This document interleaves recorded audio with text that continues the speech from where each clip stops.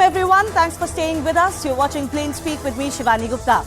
If you thought the government was going to back down over the entire judges' appointment issue, you thought wrong. In fact, Vice President Jagdeep Dhankar has opened up another front against the Supreme Court by saying the basic structure of the Constitution can also be amended by the government or the legislature.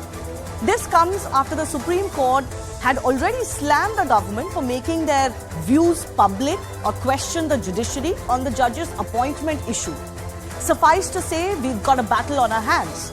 But this is an important battle, one that the government should not shy away from. Over the years, questions have been raised over judicial overreach, judgments which effectively enter the domain of the legislature by changing laws itself. There have been questions over how judges appoint themselves, even as the current collegiate system with the SC defence is not born out of the Constitution. There are still questions on whether the Supreme Court was right in scrapping the NJAC bill after it was passed by Parliament. But now it is even beyond that. This is in essence very much a battle of who governs us and who has the right to decide what India will be. This is a fight for the idea of India itself. A fight whether the Constitution is a living document that can be interpreted as and when the judiciary deems fit, or a set of rules that can very much be changed by the legislature, as has been done countless times before, including what has now begun to be recognized as the basic structure. We'll take those questions to our experts from the legal world joining us in just a bit. But first, take a look at how this entire row came about and how it continues to escalate. On October 28 last year, Law Minister Kiren Rijiju opened up a can of worms while speaking to CNN News 18, saying that the NJAC, the National Judicial Appointments Council bill, was a better option than the current collegiate system. He basically re-triggered the debate over how judges should be appointed. Soon after that, the Supreme Court issued a notice to the government over delay in collegium recommendations. This could be seen as a response to the minister's comments. November 28, Justice Kaul expressed displeasure over the law minister's remarks. But a few days later, Vice President Jagdeep Dhankar entered into the debate when he said in Parliament as part of his speech, remember, he is the chairman in Rajya Sabha, that by scrapping NJAC, the SC compromised parliamentary sovereignty. The very next day, the SC hit back again, saying the collegium is the law of the land, and it asked the AG, the Attorney General, to advise the government on the legal position. The law minister did not back down. He went on to then blame the collegium system for high pendency of cases. Now, yesterday, this is the final point as it stands today, the Vice President revealed that he was surprised, quote, at the SC asking AG to advise a constitutional authority, which he is, and that he declined to entertain the AG, adding that he cannot be party to the emasculation of legislature's power. It has certainly escalated this row, to say the least. Let me also break down further everything the VP said yesterday, because he's really taking the fight to the Supreme Court. Attack number 1. Public posturing from judicial platforms is not right, clearly attacking judges. Attack number 2, one-upmanship on judicial platforms is prevalent. Number 3, I cannot be a party to emasculate powers of the legislature, as I just mentioned. Number 4, I have to confine to the sense of propriety, self-respect. Now come the real key parts, which we will debate further. Ultimate power, he said, is with the legislature in India. That's number 5, if we can move forward. Number 6, how can the parliament's sovereignty be compromised? Here, question. Cannot subscribe to the idea that parliament cannot amend basic structure. Now, this has become a new bone of contention. It's almost opening up a new front, not restricted to the NJAC bill alone. He goes on to say, if such limits are imposed, very nature of democracy is in danger, and that's the focus of our debate, if he is correct in saying that. Number 9, he said Parliament's sovereignty, autonomy cannot be compromised. He's clearly giving out a message. Judges or no judges, nobody can do that. And finally, he even went on to say the more subtle the incursion, note the words, the more dangerous it is. He's really not holding back his punches. So the big issue we focus on today, 1, was the SC indeed wrong in striking down the Judicial Appointments Bill? And can the basic structure, as the Vice President is mentioning now, be indeed amended by the legislature.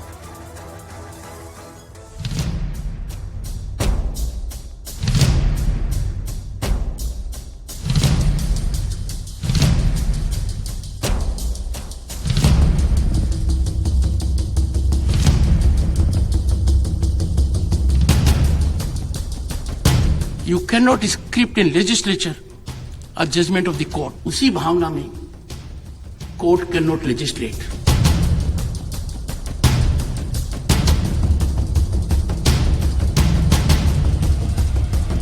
He's probably forgotten his lawyer days, because the law is very clear that the power of judicial review includes the power of the Supreme Court to decide on validity of any amendment or the provision of the Constitution and to set it aside. Constitution is bigger than all of us.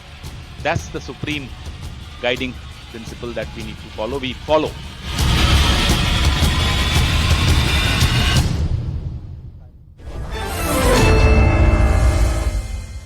Let's go across to our legal guest joining us. Ujjwal Nikam is Senior Advocate, Supreme Court.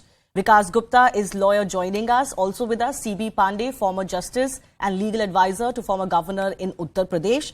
Mr. Pandey, I want to begin with you. And the free and frank question today is, was it indeed not wrong of the Supreme Court to strike down the Judicial Appointments Bill? Because they struck it down as being unconstitutional. I ask this question because the current collegium system, many can argue, based on facts, is not constitutional itself. The executive was very much involved in appointing judges before the collegium system evolved through a series of judgments. And then to strike down the NJAC, was that not wrong to begin with by the Supreme Court?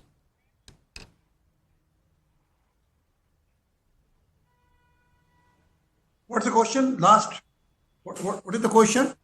I'm asking you plain and simply, was it not wrong of the Supreme Court? Sir, if you can hear me clearly, was it not wrong of the Supreme Court to strike down the NJAC bill as unconstitutional? This judicial appointment bill, when it was passed by the Parliament has definitely the earlier system which was being run by, in the case of judicial appointment, particularly of the High Court and Supreme Court judges, that was done by the judiciary as well as by the executive. Yes. And the system was going on. But however, it was fed by the Supreme Court that whatever the reason may be, I don't go behind those reasons and whatever the effect of on the appointment of the judges. But for some reasons, it was found that the system is not going well. Therefore, Parliament passed a law where the appointment of judges has to be done by the executive, at the same time by the judges of the Supreme Court. So the appointment now the Indian Judicial Appointment Commission was framed under the law, and that was given power to appoint judges. Now the Supreme Court says, and I think why Supreme Court says like this, that was a good system and that has to be followed because it was the participation of both the executive as well as judiciary. But now, through number of the judgments, Supreme Court adopted the view that it's an exclusive power of the Supreme Court to appoint judges, because if the executive is involved in that matter, it is the independence of judiciary which is being affected. But sir, can they do that?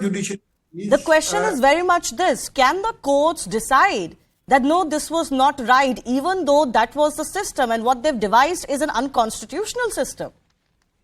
They only say because they say that the Constitution their Constitution has some certain basic structure of the Constitution.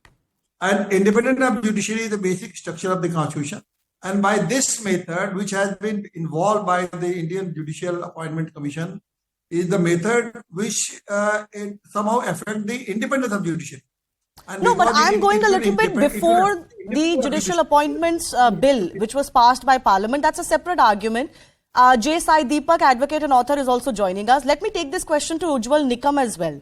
Ujjwal Nikam, as I understand, the collegium system only came about that judges appoint judges in the 1990s. Before that, this system didn't exist. It came about via 3 important judgments.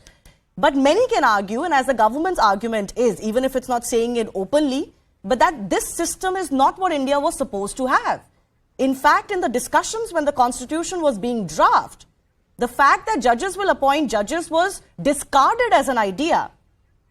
So is the Supreme Court not wrong, I'm asking it very bluntly today, in insisting that this should be the system? Shivani, frankly speaking, before 1990, because our constitution says that the president may, with the consultation of the Supreme Court, appoint the judges of the Supreme Court as well as the high courts. So under constitution, the power is vested with the president. Now the word consultation, which is used in the constitution, that has been also interpreted by the Supreme Court in one of the judgment, saying that this consultation means it's a mandatory advice. But how can that So be? Supreme Court in the judgment has said, no, that is the judgment of the Supreme Court. It is not my comment or interpretation. And therefore, because in Keshwanand Bharati's case, Yes. the constitutional bench has decided in the year 1973, the powers of the parliament, so far as to amend the constitution, are restricted. They cannot change the basic structure of the constitution. Now with this idea, the whole controversy cropped up only in the year 2015, when the National Judicial Appointment Commission Act law that was scrapped by the Supreme Court. Now it is most unfortunate, I must fairly concede at the juncture, it is most unfortunate but unnecessary, a wrong tussle is being going on certain aspect. Now how to find out what is the via media to this solution? In fact, the both heads, the constitutional head as well as the judicial head, should have to sit together and find out, because the contention of the government is that there should be a transparency. Transparency is a backbone in the democracy country. Now therefore, if the judges are appointing the judges, no, I'm not saying in a blanket way, but there are the cases wherein some criticism has happened, some criticism has been contended, and therefore in order to have the fair judiciary, there is no question of the parliament power is to be compromised or not to be compromised, or who is the supreme, whether parliament is supreme or judicial. I think that is an unnecessary debate. So according to me, this tussle must be resolved with certain things. But now if the vice president has made a public comment, and earlier also, our preamble of the constitution says that we the people of the India, means according to the government, the parliament is supreme. So I personally feel that if we had to make a full concrete proof system, so that there should not be any ray of any doubt in the mind of the common man how this judge has been appointed. Yeah. So there should be a transparency even in this appointment, whatever the No, fair enough, and I don't think it is anybody's contention that the executive should have complete sway over it, because I think that also is a system that can lead to certain questions cropping up. But I want to take this forward to the basic structure argument now. J. Sai Deepak is also joining us. This whole doctrine of basic structure has also evolved through judgments, quite like the collegium system. And as Ujjwal Nikam, your senior colleague, very rightly pointed out, the word consultation was interpreted by the courts. Now, fundamentally, several people, J. Sai Deepak, can have a problem, but that this is a very convenience interpretation that happens 40 years after the constitution is adopted, and suddenly you change everything. Suddenly you give more powers to yourself. Is the government not right in fighting this? Because the government is saying you usurped our powers. Right. So, Shivani, thank you for giving me an opportunity to share space with Mr. Ujjwal Nikam. It's fascinating to share space with such a senior and established colleague of mine, a senior colleague. Now, on the question, so let's first come to the question of legality before desirability. Until 1981, there was a particular interpretation with respect to this particular provision of the Constitution. And whenever discussion happens or takes place on this particular issue, usually we are told that the circumstances prevalent around that particular period necessitated this particular interpretation. In fact, in a recent conversation on a legal platform, this was the exact reasoning given by quite a few people. Therefore, the admission here is political circumstances can lead to a different interpretation being given to the Constitution to the extent that the judiciary or a particular organ of the state can appropriate to itself the right to appoint its own people. We are not asking for executive oversight here. We are not asking for parliamentary oversight here. And when I say we, I mean the people of the country, the elected, let's say the electorate of this particular country, because I don't hold, let's say, brief for any particular organization or any particular government or dispensation here.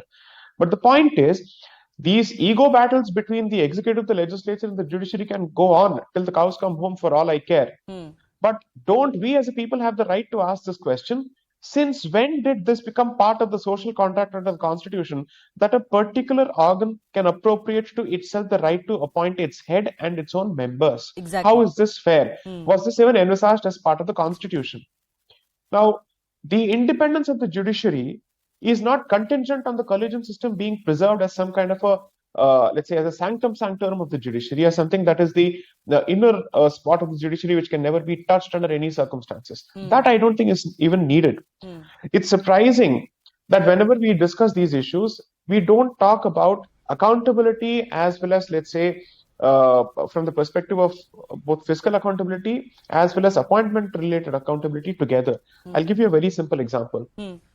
I'm not going to make the argument that over the last 30 or 35 years, ever since this particular system, since 1981 has been in force, it has turned out people or it has offered choices which are not particularly great. I don't think that's the argument to be made. Okay. If the argument is constitutional and the argument is legal, then the question is, was this envisaged by the founding framers of the Constitution? If not, can the judiciary upset the original intent of the framers of the Constitution by coming out with its own interpretation, by taking recourse to the fact that it happens to be the interpretative wing of the state? Precisely. That is the seriously problematic aspect, where an inherent power of the institution is brought to bear to preserve or to take more space for the institution at the expense of constitutional boundaries and at the expense of the right of the people to participate in this particular process. Absolutely. And allow me to also make this submission that gradually what this has done is that the direct impact of the collegium system is the gradual encroachment of legislative as well as executive space by the judiciary in the name of judicial activism,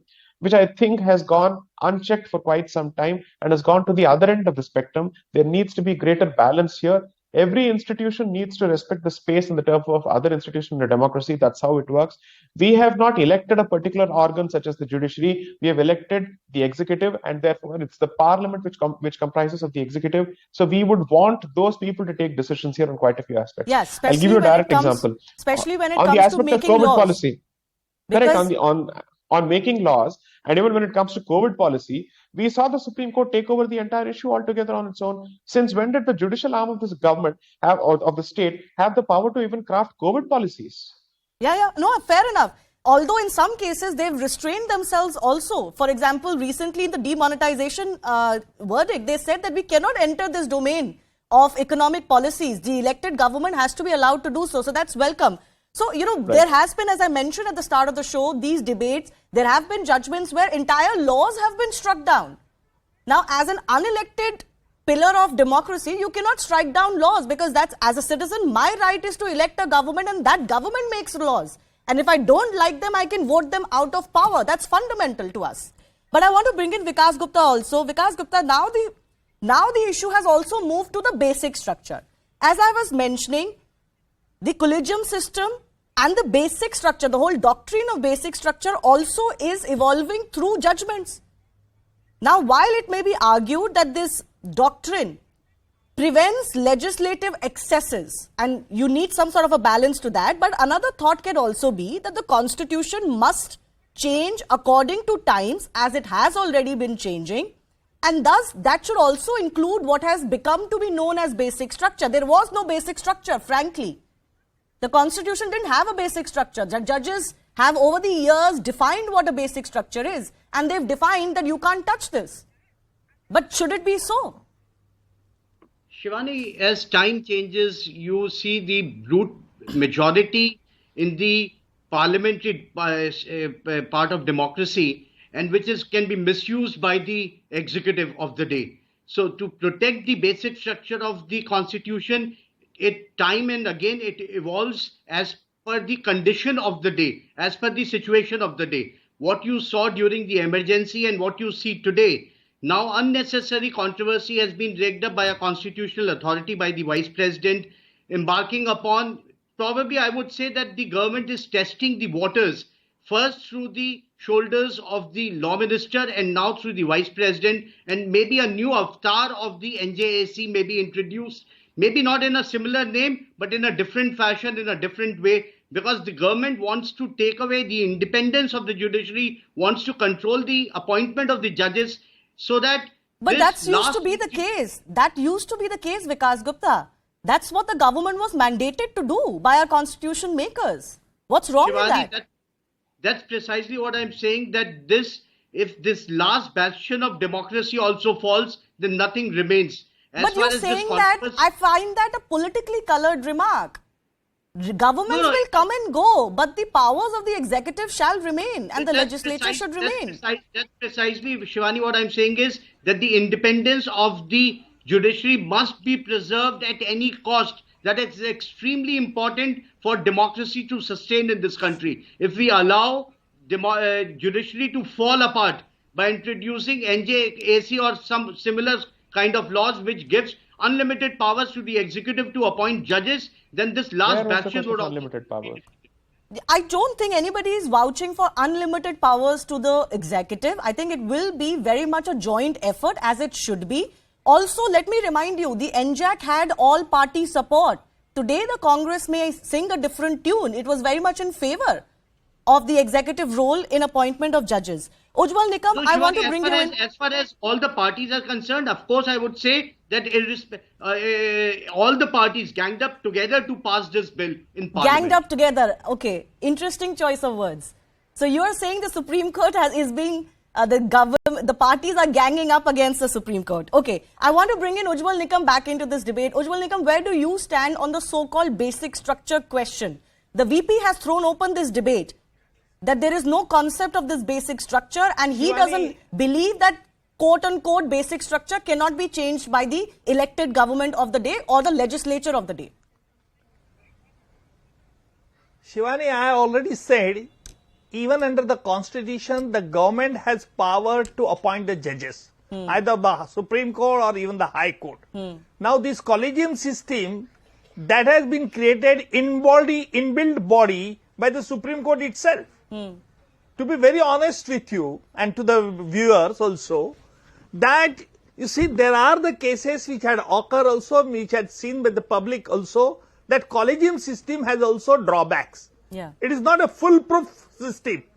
So it would be too premature to anticipate that even if the power goes to NJA, there will be a government interference. How can we? There are the checks and the counter checks. I have seen the draft of the National Judicial Appointment Commission. You see, it is the all party, political party. Even the Supreme Court judges are also the members of that party, of that commission, appointment commission. So I think this will be a wrong apprehension to be kept in mind. The independence of the judiciary will be go away if this new legislation be brought. In fact, the government should consider very seriously on what grounds, on what counts the Supreme Court has struck down this law, whether it is change the constitution, or whether it changes the basic structure, and if not, then what other is the solution to be bring I'll come in the to the solutions in just a bit, but you did refer that this has to be a consultative process. Instead of fighting and butting heads, they should come together, sit together and find a solution. We'd all prefer that. Sai Deepak, where do you stand on the question of the basic structure? Is there something called a basic structure that cannot be touched by the legislature?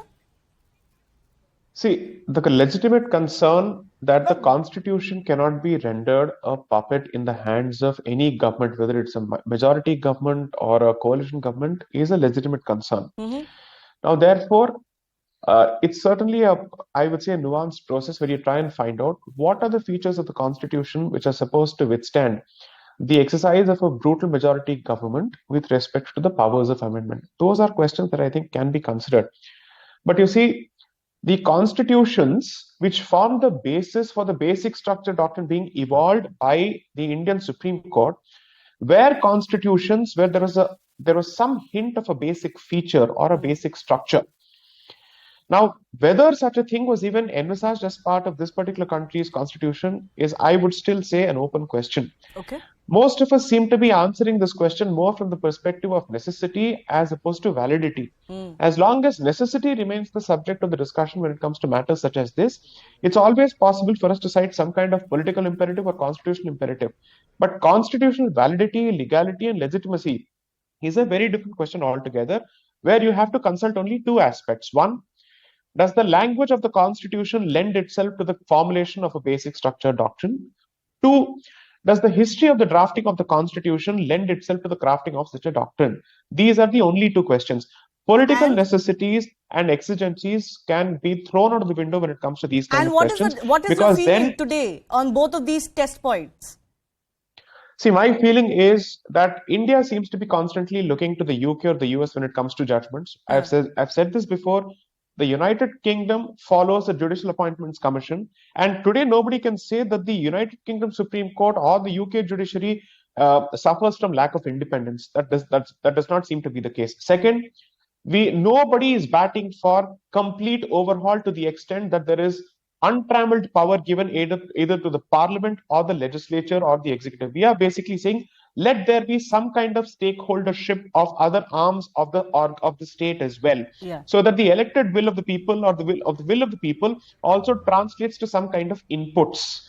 So this is the very limited suggestion being made. Even the NJAC was not giving anybody unlimited powers. Yes. So I don't know where these bogies are being coming. I mean, where are they being brought up from? I don't see any basis for this in the previous NJAC, nor has anybody given the hint that despite the previous NJAC being struck down, the government has any intentions of coming out with any legislation that gives untrammeled power to the legislature or the executive. I think these are red herrings. We might as well focus on sane arguments in terms of coming out with a consultative process towards the resolution of the issue. I am not interested in puffing up the ego of any particular organ at the expense of the other. As a citizen of this country and as a practicing constitutional lawyer, I am interested in ensuring that no particular organ becomes a law unto itself. Exactly. I think that's the biggest fear. And I also feel that we are almost making brute majority or majority a bad thing. Correct. Now, if the public comes together and elects an overwhelmingly majority government, doesn't mean you can take away the right of that government by just saying, oh, this is brute majority. This is fear-mongering and paranoia, frankly. You cannot take that away just because the government is powerful with vis-a-vis the numbers. No, plus I think it's a condescending argument to make, because we are being told that people don't know what is good for them, and therefore a brute majority cannot be allowed to have a sway. So therefore, let us give more powers to the Supreme Court, because the Supreme Court knows better than the country. No, I think this is the gatekeepers. Mandate of the Constitution. This is the gatekeepers' mentality, that we must have gatekeepers over the masses who elect the legislature and the executive. I'll give a final 30 seconds to all of our guests. I begin with C.B. Pandey one more time. So what do you think should ideally happen now? It is clear the government, the executive, the legislature and the judiciary is not seeing eye to eye. What would you like to see happen?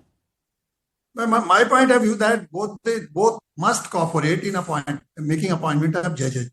Because the executive is also a responsible body. You cannot say that the executive is not such a responsible that they cannot appoint judges. At the same time, judges should have to be given upper hand, so that they should examine the person who are they appointed by them, that their competence, their ability, and all that, their integrity. Because the judges are in better position to know all these things. Executive have no such direct idea of the persons who are to be appointed as judge. So therefore, both should cooperate and they should find out who are the best judges, who are the honest judges, and who can perform best as a judge. Point is, if you give this entire power to the executive and very limited power to the judiciary, it has been experienced that we are not getting very good judges. No, that system could become lopsided for sure. And I think it should be equal power.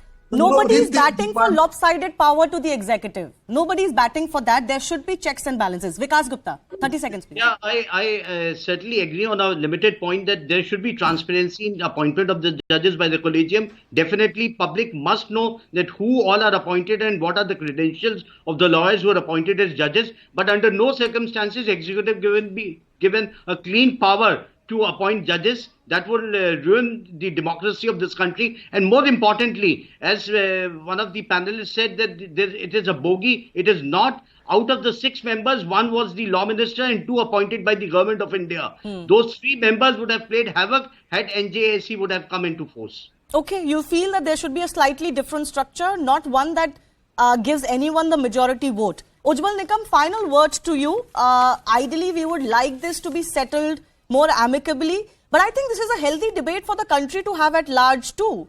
A lot of people, ordinary citizens, even the younger generation should know what we are debating. And I think it's an interesting debate. Yes.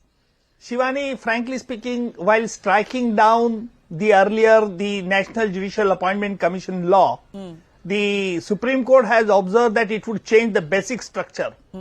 Now, in fact, the government again should reconsider the entire judgment in its proper spirit and should find out how this can be avoided so that it can be amicably settled.